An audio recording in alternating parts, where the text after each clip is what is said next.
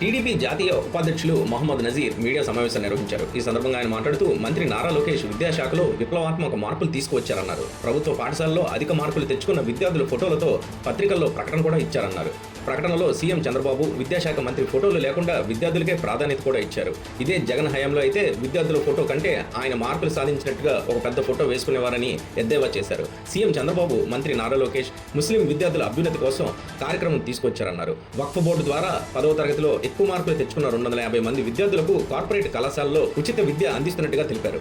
ఈ కార్యక్రమానికి తాలీం-ఏ-హున్నార్ పేరు పెట్టారు. 10వ తరగతిలో 450కి పైగా మార్కులు సాధించిన ముస్లిం విద్యార్థులకు టాలెంట్ టెస్ట్ నిర్వహిస్తున్నామన్నారు. గతంలో ఎన్నడూ లేని విధంగా సీఎం చంద్రబాబు సహకారంతో వక్ఫ్ బోర్డు కార్యక్రమం చేపడుతుందన్నారు. ఈ కార్యక్రమం ద్వారా ముస్లిం విద్యార్థులకు ఎంతో మేలు జరుగుతుందని నజీర్ అన్నారు. అందరికీ నమస్కారం అండి. అస్సలాము అలైకుం. ఈరోజు తెలుగుదేశం పార్టీ ముస్లిం మైనార్టీల మీద ఎంత ప్రేమ ఉండిద్దో మరోసారి రుజువైన రోజు. ఈరోజు ఆ మాట మేమందరం పత్రికా సోదరుల ముందర ప్రెస్ మీట్ పెట్టి ఎందుకు చెప్తున్నామంటే, ముస్లిం సమాజం అన్నా, ముస్లిం సమాజంలో బడుగు బలహీన వర్గాలు చాలా మంది ఉన్నారు, పేదలు చాలా మంది ఉన్నారు. అది కాకుండా వాళ్ళలో ఆర్థికంగా సామాజికంగా చాలా వెనుకబడి ఉన్నారు. విద్యలో కూడా గతంలో వెనుకబడి ఉండేవాళ్ళు, కానీ ఇప్పుడు ముస్లింస్లో చాలా మంది పిల్లలు వాళ్ళ ఆర్థిక స్తోమత తల్లిదండ్రులు ఉన్నా లేపటికీ మనకి రేపటి రోజు పిల్లలకి భవిష్యత్తు విద్య ద్వారే అందించగలుగుతాం అనేది అన్ని వర్గాల్లో వాళ్ళకు ఒక మంచి ఆలోచనగా తల్లిదండ్రులకి గత 10 పాఠశాలలో ఈ పిల్లలందరికీ ముఖ్యంగా 596 నుంచి 595 వచ్చిన పిల్లలు ఎవరెవరు ఉన్నారో చూసి మన విద్యాశాఖ మంత్రి నారా లోకేష్ గారు, hats off to Nara Lokesh, పిల్లలకి స్ఫూర్తిగా ఉండాలి.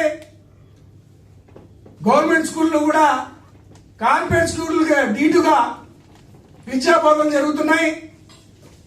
మంచి మార్కులు సంపాదించారని ఎవరి ఫోటో పెట్టుకోకుండా కేవలం గవర్నమెంట్ సంబంధించిన ఆల్బం పెట్టి వచ్చిన పిల్లలు, ఉత్తీర్ణమైన పిల్లలు ఫోటోలు వేసి రాష్ట్రం మొత్తం స్ఫూర్తినిచ్చే విధంగా వేశారు. అదే వైసీపీ జగన్మోహన్ రెడ్డి అయితే జగన్మోహన్ రెడ్డికి 599 మార్కులు వచ్చినట్టు 10th క్లాస్లో ఆయన ఫోటో వేసుకునేవాడు. ఏ పిల్లోడికి ఫోటో ఉండేది కాదు. ఆయన సొంత డబ్బులతో యాడ్ చేస్తున్నట్టు ఆయన ప్రవర్తించేవాడు, కానీ అది లేదే. అయితే ఇది అయిన తర్వాత ముస్లిం సమాజానికి చేదోడు వాదోడుగా ఉండాలని మొత్తం 75 మార్కుల ఓఎంఆర్ షీట్ ఉండిద్ది. 3 గంటల ఎగ్జామ్ కూడా మీకు 6 నుంచి 12వ తారీఖు వరకు ఆన్లైన్లో మీకు ఇచ్చిన అనేక విధానాల ద్వారా అప్లై చేసుకుంటే 13వ తారీఖు హాల్ టికెట్ డౌన్లోడ్ చేసుకుంటారు. 17వ తారీఖు ఎగ్జామ్ కండక్ట్ చేస్తారు. ముఖ్యంగా రాష్ట్రంలో 10-11 ప్రాంతాల్లో దీని సెంటర్లు అంటే సిటీస్ ని ఎంపిక చేశారు. దాంట్లో ఉత్తరాంధ్రకి ముఖ్యంగా మన విశాఖపట్నం, విజయవాడ, తిరుపతి, రాజమండ్రి, నెల్లూరు, నంద్యాల, కర్నూలు, కడప, గుంటూరు, అనంతపూర్ ఈ ప్రాంతాల్లో ఎగ్జామ్ సెంటర్లు పెడుతున్నారు. తర్వాత ఎవరు ఏ ప్రాంతంలో అప్లై చేసుకుంటారో హాల్ టికెట్ డౌన్లోడ్ చేయగానే దాంట్లో క్యూఆర్ కోడ్ ఉండిద్ది.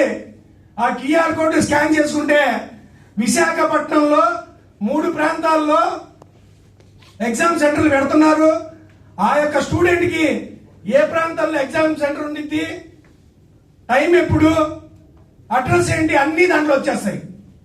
అలాగే ముఖ్యంగా 17వ తారీఖు ఎగ్జామ్ పొద్దున పెడితే దూర ప్రాంతాలకు ఇబ్బంది అవుతుందని చక్కగా మధ్యాహ్నం 2 నారా లోకేష్ గారు, మా మైనార్టీ మినిస్టర్ పెద్దలు ఫారూక్ గారు, మా వక్ఫ్ బోర్డ్ చైర్మన్ మా సోదరులు అజీజ్ గారు ఒక చక్కటి ఆలోచన. ఇది యావత్ ఆంధ్రప్రదేశ్కే కాదండి, భారతదేశంలో ఉన్న వాళ్ళు ప్రతి వాళ్ళు ఆలోచించాల్సిన విషయం. అరే, పేదరికంలో మగ్గుతున్న పిల్లలు 10th క్లాస్లో అందరు 450 పైన, 500 పైన, 550 పైన, 590 పైన. మన విశాఖపట్నం నుంచి అశ్రియా 567 మార్కులు, ఏమా గాజువాక ఇన్ని మార్కులు వస్తున్నాయే, ఇంత ప్రతిభ కనబరిచారే, వీళ్ళ భవిష్యత్తు ఆగకూడదే, వీళ్ళ భవిష్యత్తు సువర్ణ అక్షరాలతో రాయాలి అని ఆలోచించి పేదరికం వీళ్ళకి అడ్డు కాకూడదని వక్ఫ్ బోర్డ్ ద్వారా ఒక 250 మంది పిల్లల్ని కార్పొరేట్ కాలేజీల్లో, అది ఎటువంటి కాలేజ్ అయినా కానివ్వండి, ఎంత గొప్ప కార్పొరేట్ కాలేజ్ అయినా, intermediate, junior inter, senior inter including వాళ్ళు బైపీసీ చదివినా, ఎంపీసీ చదివినా, ఐఐటి చదవడానికి, జేఈ రాయడానికి, నీట్ రాయడానికి, ఎంసెట్ రాయడానికి ప్యారలల్ గా కోచింగ్ ఇచ్చి ఎంత ఖర్చు అయినా సరే ఫ్రీ. పిల్లలు 250 మందికి, దాంట్లో ఆడపిల్లలకి 33% రిజర్వేషన్. అంటే దాదాపు 80 నుంచి 90 మంది ఆడపిల్లల్ని ఆ 250లో చదువు చెప్పించాలని నిర్ణయం తీసుకుంటాం జరిగింది. అది వక్ఫ్ బోర్డ్ ద్వారా. దానికి విద్యాశాఖ డిపార్ట్మెంట్ హెల్ప్ చేస్తుంది. అయితే దానికి ఏ రకంగా పేరు పెట్టారు, ఏ విధంగా దాని విధి విధానాలు ఉంటాయని మీకు తెలియజేయబోతున్నా. ఇదండి తాలీమే హునర్, ఉర్దూ ఓడి. తాలీం అంటే విద్య, హునర్ అంటే ప్రతిభ. విద్యలో ప్రతిభ కనపరిచిన వాళ్ళకి